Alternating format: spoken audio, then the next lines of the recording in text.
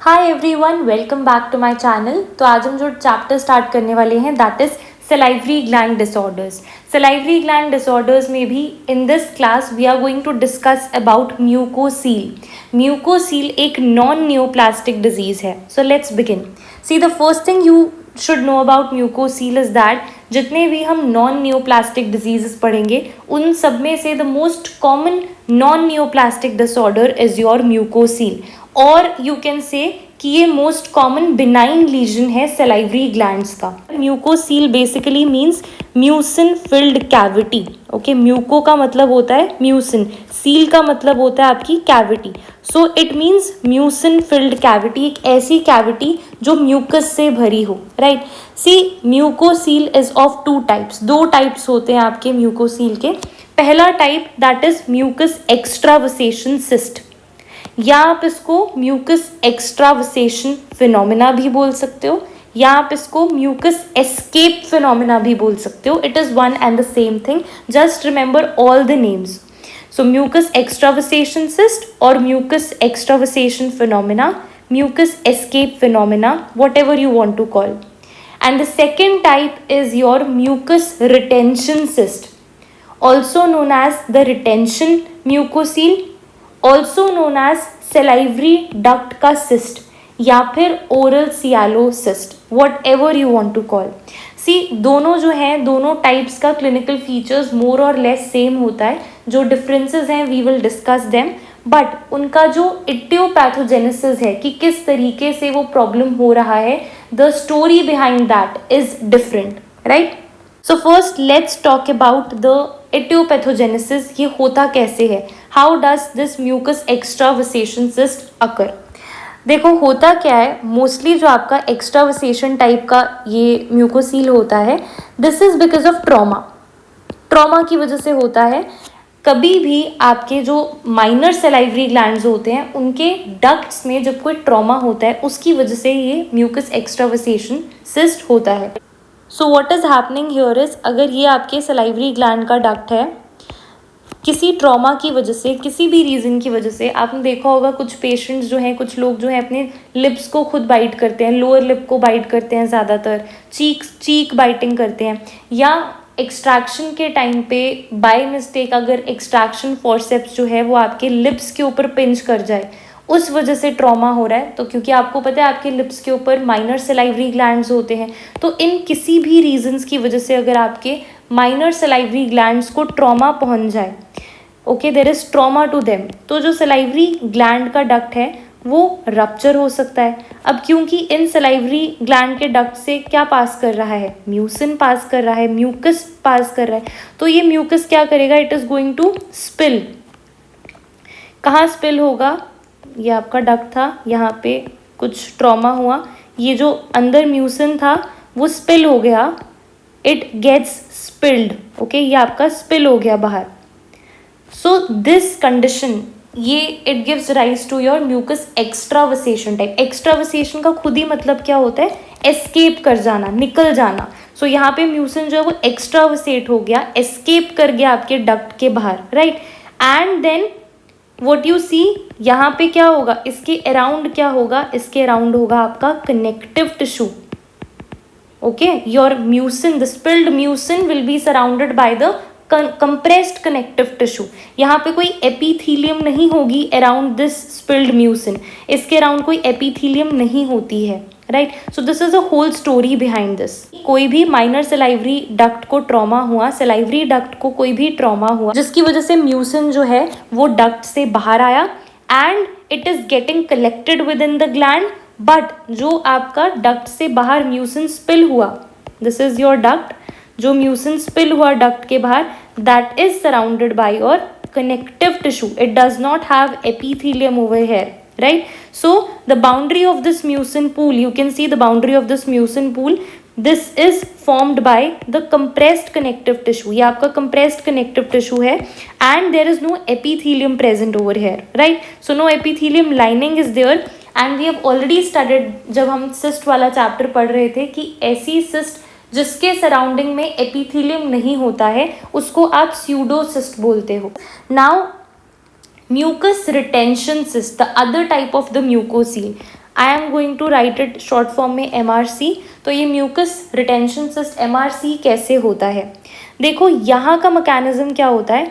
See if this is your salivary gland duct. What happened, यहाँ पे इस duct में कुछ ऑब्स्ट्रक्शन आ गई, आइदर कंप्लीटली या पार्शियली, कैसे भी.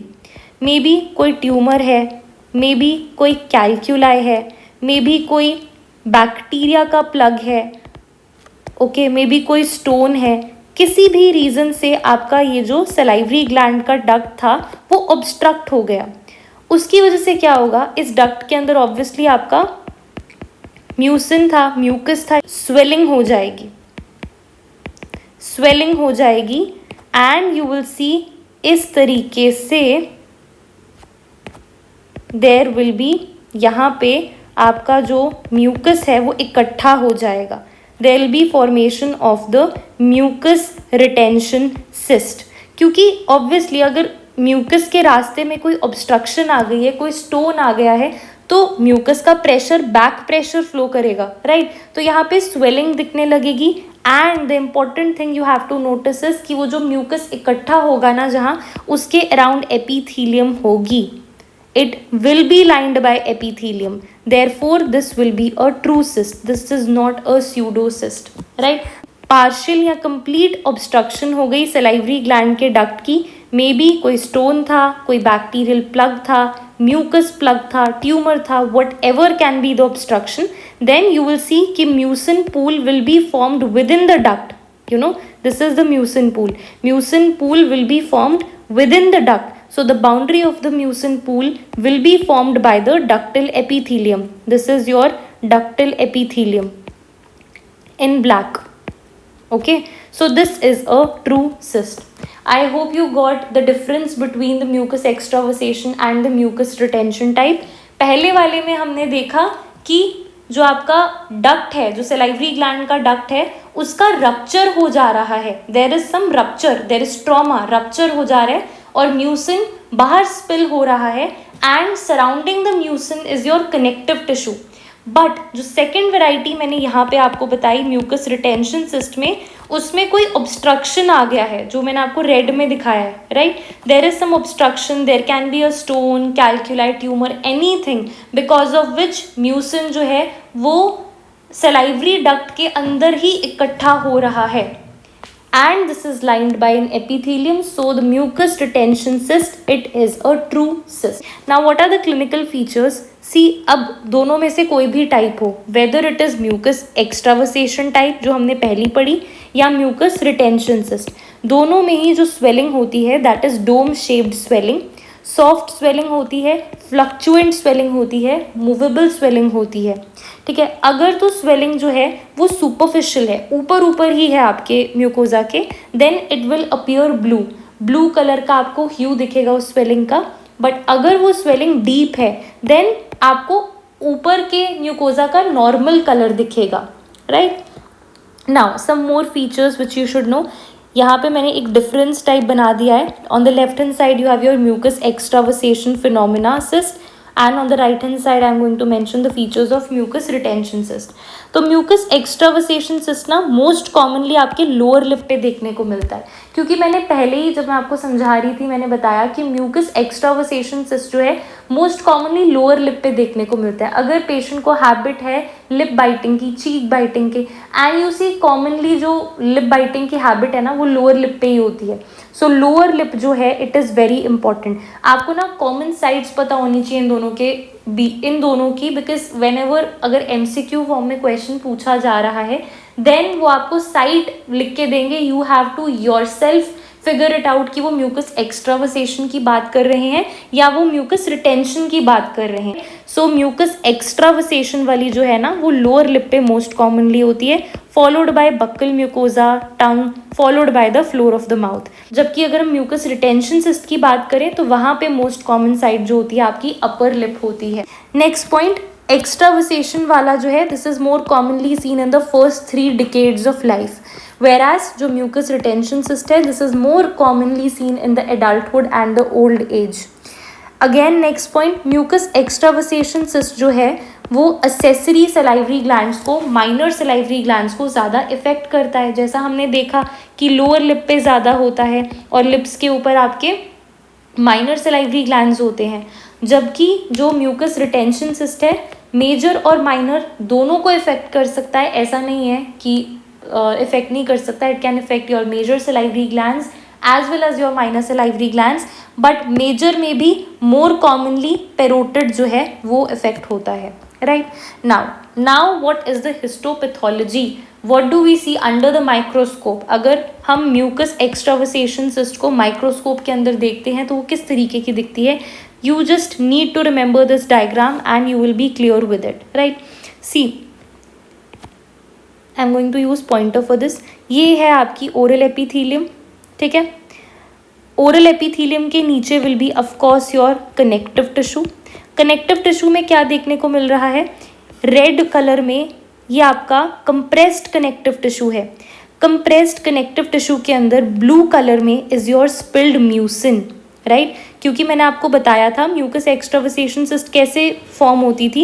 If this is your salivary gland duct, right, salivary gland duct है, डक्ट में कुछ ट्रॉमा हो गया, ट्रॉमा की वजह से what happens is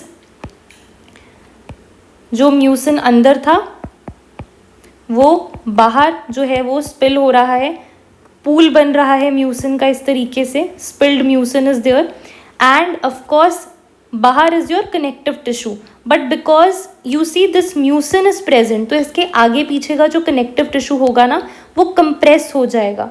so that is what I have made over here, यही मैंने पूरी चीज़ यहाँ पे बनाई है। सो this is your compressed connective tissue that is surrounding the spilled mucin that is shown in the blue colour and adjacent connective tissue में आप देख रहे हो ये जो सेल्स हैं आपके, ये इन्फ्लेमेटरी सेल्स हैं आपके।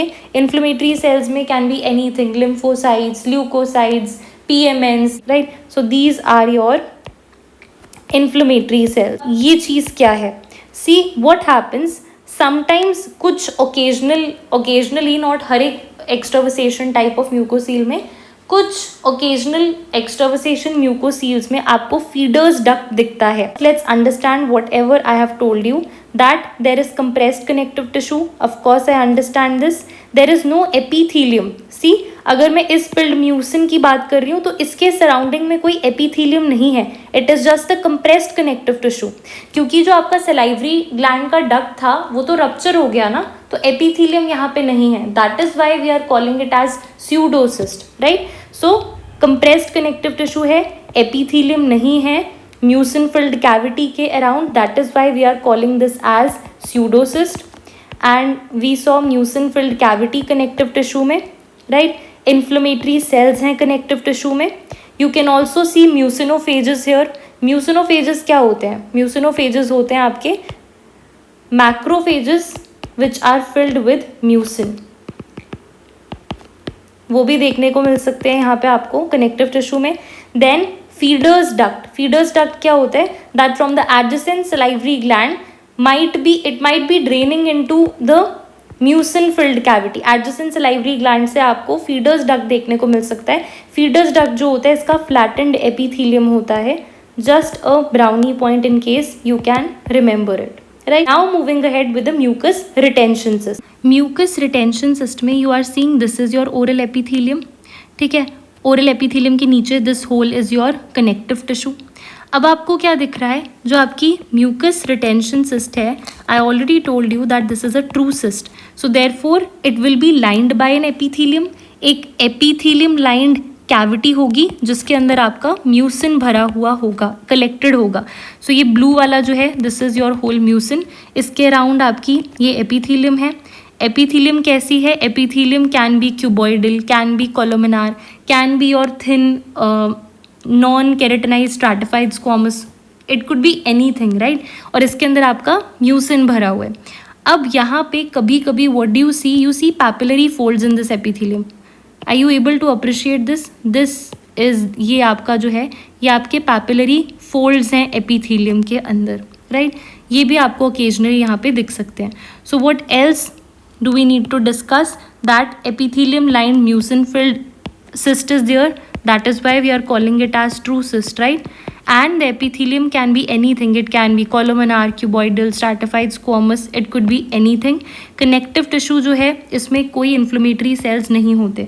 जो म्यूकस एक्स्ट्रावसेशन टाइप था उसमें हमने बोला कि इन्फ्लेमेटरी सेल्स होते हैं कनेक्टिव टिश्यू में, पर यहाँ पे MRC में म्यूकस रिटेंशन सिस्ट में इन्फ्लेमेटरी सेल्स नहीं होते usually. So the connective tissue you can see here, connective tissue में कोई इन्फ्लेमेटरी सेल्स मैंने नहीं बनाए हैं. Correct, this is also clear.